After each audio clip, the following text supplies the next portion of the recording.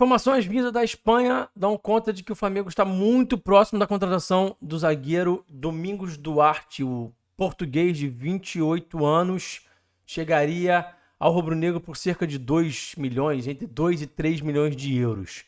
É sobre esse jogador que eu quero falar no vídeo de hoje, então, com vocês. Vamos dar uma olhadinha aqui nos indicadores de desempenho do Domingos Duarte. Vamos botar uma lupa no jogo dele. Então, sejam todos bem-vindos a mais um vídeo aqui no canal falando de tática.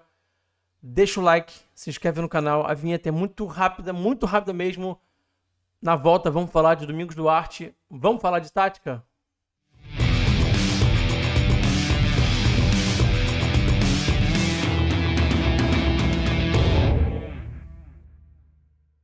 Antes da gente seguir para a análise de Domingos Duarte, antes da gente ir para o conteúdo, eu quero deixar um recadinho muito rápido para vocês. Considerem a possibilidade de virarem membros do canal falando de tática. Os benefícios são muito legais e você vai gastar uma merrequinha. Tem o grupo de WhatsApp em que a gente debate lá o dia inteiro sobre o Flamengo, sobre tática, sobre um monte de coisa.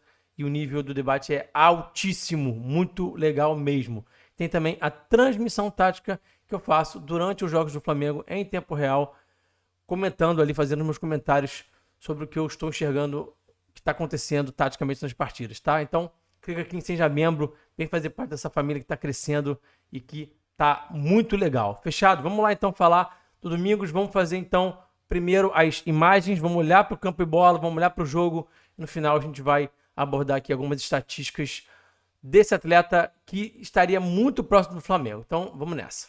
Bom, eu assisti algumas partidas do Domingos para poder trazer esse conteúdo aqui para vocês. E vamos olhar aqui lances que me chamaram a atenção.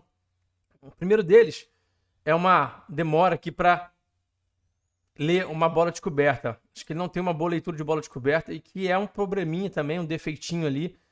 Dois possíveis companheiros, vamos dizer assim, né, do Flamengo. Os atletas do Flamengo, os zagueiros do Flamengo, muitas vezes pecam também por essa demora em ler a bola descoberta. Então, o que é isso, né? Vou explicar para vocês. Isso aqui, ó. Na hora que um atleta do Atlético de Madrid começa a preparar o chute, começa a preparar esse lançamento, começa a perfilar o corpo para fazer esse lançamento, já está bem claro aqui que ele vai fazer um lançamento, né? Pelo perfilamento corporal dele. E que o adversário já está buscando não estar impedido, já está perfilando.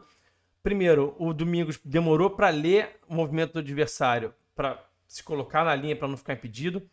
E também demora para ler essa bola descoberta, então ele está perfilado de frente para o lance. Quando a bola está descoberta assim, quando o adversário já está tomando a ação de fazer o lançamento, ele já tem que estar com o corpo perfilado para o lado, preparado para correr para a baliza, para correr para a profundidade, como a gente chama na análise, defender a profundidade. Então ele demorou para tomar essa ação aqui. Então o próprio companheiro dele aqui, esse camisa 21 aqui no cantinho aqui, já está perfilado de lado, já vai correr antes dele, inclusive, e ele ainda está com o corpo muito ereto, virado de frente, e o lançamento já está quase sendo feito já, e aí, como ele demora ali essa bola descoberta, ele acaba demorando para chegar nessa bola, a bola entra nas costas, só que o companheiro, que leu mais rápido que ele, acaba conseguindo chegar ali para dividir essa bola por conta dessa leitura mais rápida. Então, isso é algo que me chamou a atenção, é algo que já é um problema que os atletas do Flamengo apresentam, e ele seria só mais um a apresentar esse tipo de problema, em caso ele seja de fato contratado, né? Aqui a gente vai ver um lance também de contra-ataque, transição aqui do Atlético de Madrid. E ele vai buscar defender aqui a própria baliza. E ele está mapeando de fato o espaço. Ele está buscando aqui entender qual é o posicionamento do Griezmann que está nas costas dele. Ele mapeia uma vez, mapeia outra vez. Só que na hora que ele entra de fato na área, né, ele acaba deixando a bola passar. Então olha só isso aqui. E assim, essa bola não pode passar do zagueiro ali, gente. O cruzamento foi bem feito, o Griezmann é um atacante de topo mundial e se posiciona muito bem, mas a bola não pode passar ali pelo zagueiro. Assim, isso não tem como contextualizar e dizer que, não, mas para mim isso é algo que tá fora de debate. A bola não pode passar pelo zagueiro ali. Mesmo ele tendo mapeado, ele deixou a bola passar e a bola chega para o Griezmann que está nas costas dele. Então, para mim, esse gol está muito na conta dele. E aí, o segundo gol do Atlético é uma situação um tanto quanto parecida. Tem uma disputa aqui em corredor lateral, a bola vem aqui para a área, ele deixa o adversário, ele não mapeia, não cuida muito bem das costas, deixa o adversário tomar a frente dele, o cruzamento é feito e ele já está numa desvantagem aqui cinética, numa desvantagem absurda posicional, porque ele demorou para ler a jogada, a leitura dele foi bem lenta. O deslocamento dele também é lento, é um zagueiro um tanto quanto lento, tá? E esse gol aqui também, esse segundo gol do Atlético também tá muito, muito na conta dele, tá bom? Daqui a pouco a gente vai até falar, na hora que a gente for falar das estatísticas, né? Na hora que eu for abordar as estatísticas no final do vídeo, quero que vocês fiquem aqui até o final do vídeo, porque as estatísticas também são importantes aqui, que vão confirmar algumas das coisas que a gente está olhando aqui nos vídeos. A gente vai entender, inclusive, até que impacto que essas falhas dele no jogo contra o Atlético de Madrid tiveram na sequência dele no próprio time do Getafe. Daqui a pouco a gente vai abordar isso melhor, tá bom? Vamos falar aqui de um aspecto positivo desse jogador, que é a capacidade que ele tem de conduzir. Então ele tem muita coragem para conduzir de fato. É um jogador que busca fazer esse tipo de ação e aí libertar espaço para os companheiros. De fato é algo que chama atenção, mas ao mesmo tempo também não é um indicador de desempenho muito raro, né? É um jogador que joga no Campeonato Espanhol, um dos principais campeonatos do mundo.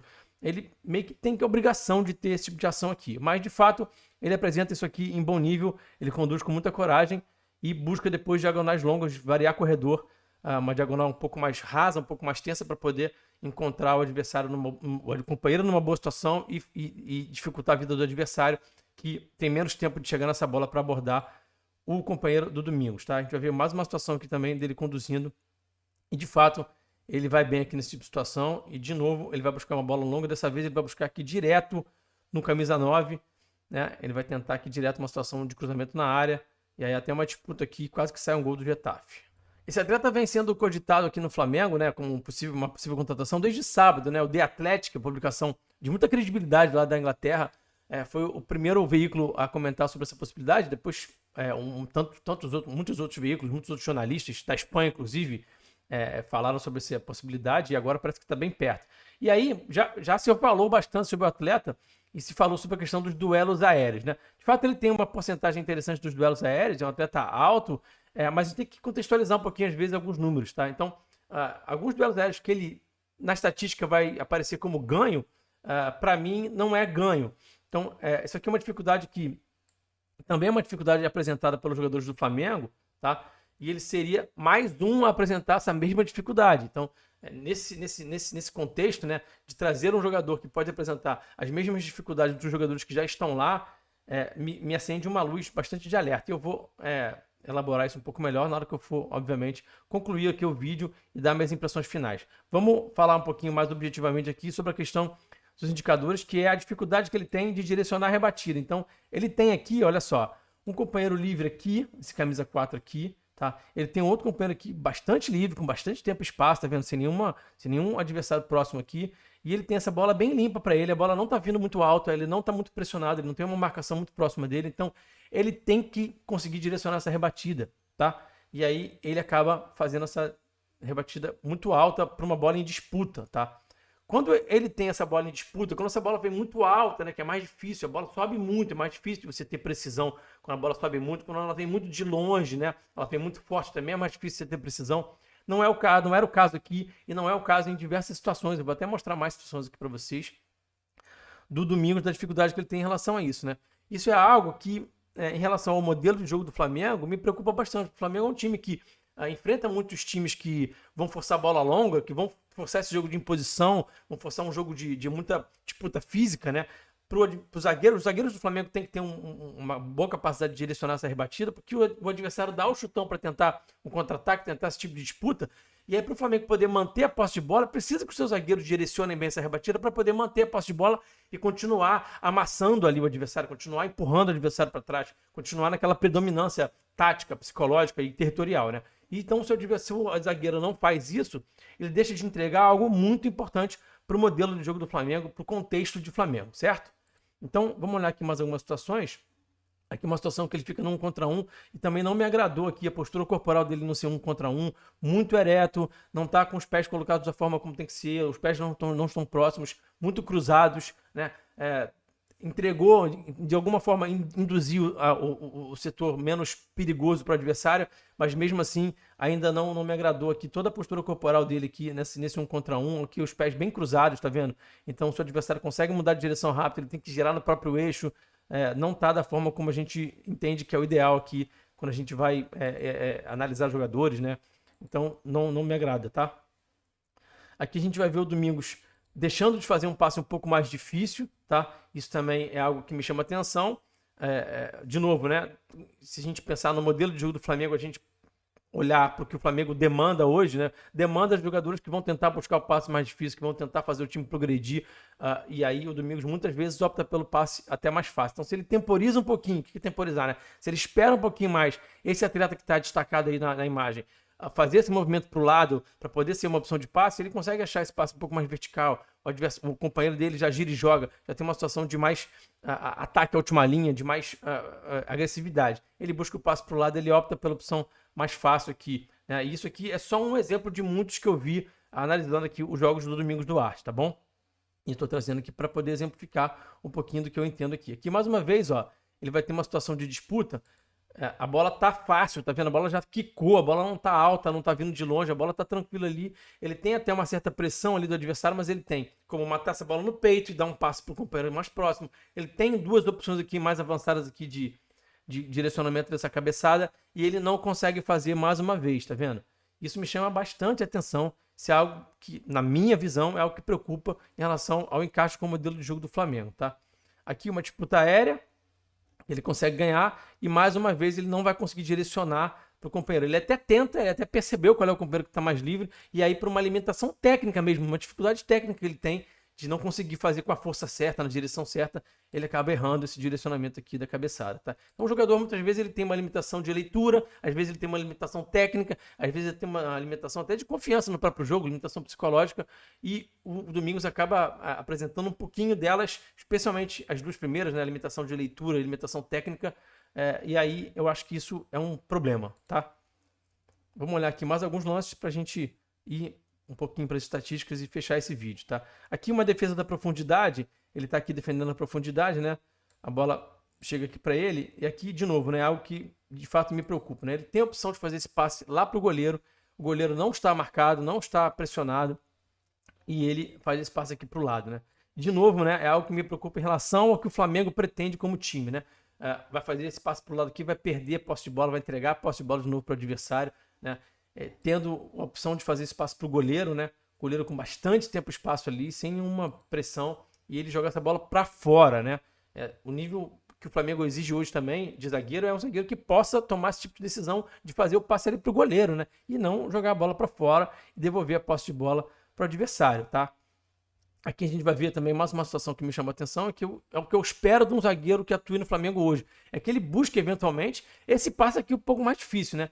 Nesse jogador aqui que eu destaquei, né? Um passe entre linhas, um passe numa janela um pouquinho mais curta dos adversários ali, que ele possa achar esse passe direto, que ele não venha fazer esse passe aqui mais fácil aqui pro companheiro que está mais próximo, numa situação mais confortável, tá? Então, de fato, ele não arrisca esses passes um pouco mais difíceis. Ele tem algumas bolas longas interessantes. Nesse jogo, especialmente aqui contra o Valência, ele estava bem calibrado, de fato ele estava calibrado, ele acertou algumas bolas longas, ele tem alguma qualidade nessa bola longa, tá? Especialmente na diagonal aqui, e aqui já achando na profundidade, já achando o companheiro numa situação de vantagem, mas não é o padrão. A gente vê, eu vi bastante nos jogos aqui, ele errando, inclusive sem estar pressionado, algumas bolas em que ele, em tese, teria que acertar, porque não está pressionado, o adversário, o companheiro não está também marcado, é só fazer aquela variação de corredor e ele errando ali por uma limitação até técnica que ele tem, tá bom? Vamos olhar agora rapidinho para as estatísticas e fechar a tampa desse vídeo sobre o Domingos. Vamos lá então, em termos de bolas longas certas por partidas, aqui são dados do SofaScore, né? Ele é o segundo do time, 3.2 bolas longas certas por partida. Eu olhei esse dado um pouco mais apurado no iScout e eles informam que é 64% de acerto da bola longa. Um acerto até interessante, mas me chamou a atenção olhando para o campo de jogo, algumas situações, como eu já mencionei, dele errar algumas dessas bolas longas que ele não está pressionado e nem o companheiro também não está numa situação de muita pressão. Então, isso me chamou a atenção. Interceptações, ele é o 10º só da equipe dele, tá? Normalmente os defensores têm números mais importantes em termos de interceptações, né? Só meia interceptação por jogo. É um atleta que não corre muito para frente, não opta muito por correr para frente, não opta muito por interceptar jogadas. De novo, eu vejo aí um desencaixe com o modelo de jogo do Flamengo. Atrapalharia ter um jogador que prefere correr para trás, defender profundidade, inclusive até às vezes entregando a bola para a lateral, né? E devolvendo a posse para o adversário. Isso seria algo que não faz sentido porque o Flamengo se propõe hoje como clube, né, de ter, por exemplo, 60% de posse de bola por jogo, né? Então, isso me chama a atenção, o fato dele interceptar bem pouco, tá? Agora, olhando para os desarmes, ele nem aparece no top 10 do Getafe, tá bom? E em cortes, ele é o quarto. O corte é mais aquela rebatida, aquela bola que você corta, né? Se a bola vem para a área, vem um cruzamento, vem um passe mais forte, o zagueiro só corta. Então, ele é um zagueiro um pouco rebatedor, né? Que, de novo, não tem um encaixe com o modelo de jogo do Flamengo, com o que o Flamengo pretende hoje como clube e, enfim, como predominância no campo de jogo, né? Perda da posse de bola, ele não aparece entre os 10 que mais perdem a bola no Getafe. Isso tem um pouco a ver, na minha visão, com aquilo que eu falei para vocês, que ele prefere optar pela situação mais confortável e menos difícil, né? Então, acaba não perdendo muito a posse por conta disso, né? Porém, por outro lado, o índice de passes certos, na minha visão, é baixo, 79% para zagueiros, ou seja, atletas que muitas vezes estão em zonas não tão congestionadas assim. Normalmente o zagueiro tem números maiores, inclusive os próprios zagueiros do Flamengo atuais, né? Fabrício Bruno e Léo Pereira, para a gente olhar só para os titulares, tem números muito melhores do que isso, estão próximo dos 90%, 88%, 89%. Então ele tem um índice de passe bem abaixo dos próprios zagueiros atuais do Flamengo. Vocês lembram que eu falei sobre a questão do jogo contra o Atlético de Madrid, né? Bom, primeiro vamos olhar aqui para os cartões vermelhos, né? Ele tem 2 cartões vermelhos, é um zagueiro um tanto quanto lento, que às vezes demora para fazer a leitura. É um pouco faltoso e isso acaba gerando cartões vermelhos. Então tem 2 cartões vermelhos nessa temporada. Em meia temporada só ele já tem 2 cartões vermelhos. Então isso foi algo que me chamou atenção também. E depois desse jogo contra o Atlético de Madrid, então ele toma um cartão vermelho contra o Valência, né? Ele é expulso contra o Valência. Ele até tem uma nota SofaScore ali, até interessante, uma nota 7, porque ele estava realmente acertando muita bola longa, ele estava calibrado nesse jogo, mas ele acaba sendo expulso. E aí depois, contra o Atlético de Madrid, ele acaba falhando 2 vezes, a gente viu ali 2 falhas nos gols. Então ele é expulso num jogo, depois ele tem 2 falhas importantes que geram gols, ele tem uma responsabilidade ali importante em 2 gols do Atlético de Madrid. Ele vai para o banco, até então ele era titular, ele vinha jogando, mas ele vai parar no banco. Então os jogos de janeiro, ele não começou jogando, ele tá aqui, tudo no banco aqui, ó, vocês estão vendo aqui. Depois do jogo contra o Atlético de Madrid, ele vai para o banco e ele tem sido reserva do Getafe. Então, gente, para a gente concluir, é claro que eu sou a favor do departamento de scout tentar pensar um pouquinho fora da caixinha, tentar trazer um jogador que nem todo mundo está de olho. Tá aí o caso do Musrati, vou ver se eu consigo trazer o material do Musrati já para o próximo vídeo de amanhã. Jogador interessante, né? Vou falar um pouquinho mais sobre ele aqui no vídeo de amanhã, aqui no canal Falando de Tática. Então, assim, a questão não é que eu sou contra, eu sempre falei sobre essa questão do Flamengo não pensar só em grife, quem acompanha aqui o canal sabe disso, mas tem uma limitação nessa história aí, né? Como a gente costuma dizer, até a página 2. Se o jogador, quando eu observo o jogo dele, não faz sentido, eu não posso ser a favor só porque o scout está pensando fora da caixinha. Rafa, mas o Pablo Mari deu certo. O Pablo Mari era um outro jogador, né? A gente não pode achar que porque deu certo com o Pablo Mari vai dar certo com o Domingos Duarte, né? São contextos diferentes, são jogadores diferentes na minha visão.